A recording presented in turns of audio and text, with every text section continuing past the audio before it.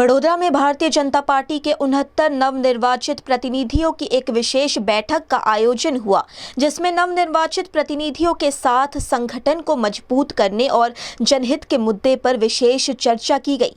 बैठक में इस बात पर जोर दिया गया कि सभी प्रतिनिधि मिलकर जनता के मुद्दों को मजबूती से उठाएं और उनका समाधान सुनिश्चित करें। संगठन की ओर से ये भी बताया गया कि भविष्य में ऐसी बैठकें हर 2 महीने में नियमित रूप से आयोजित की जाएगी ताकि जन सेवा के कार्यों को और अधिक गति मिल सके।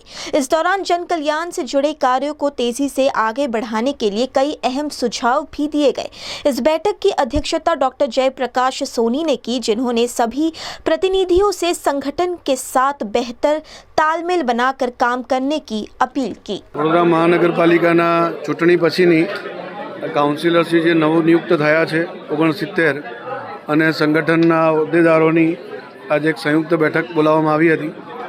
તેમાં મુખ્યત્વે સંગઠનાત્મક વિષયો પર વાતચીત થઈ છે।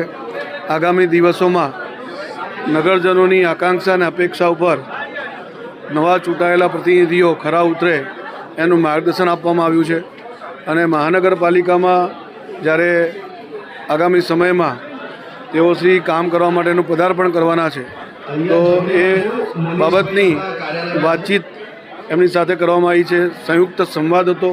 સંગઠન અને ચૂંટાયેલી પાંખ આ રીતે જ 2 મહિને 3 મહિને સંયુક્ત બેઠક કરીને જે પણ પ્રશ્નો હશે એનું સમાધાન આવે એવા પ્રકારના પ્રયાસો વડોદરા મહાનગર ભારતીય જનતા પાર્ટી દ્વારા થવાના છે। એ ભારતીય જનતા પાર્ટીની જે પદ્ધતિ અને પ્રક્રિયા છે એ પ્રમાણે પાર્લામેન્ટરી બોર્ડ એ આખરી નિર્ણય લેતું હોય છે।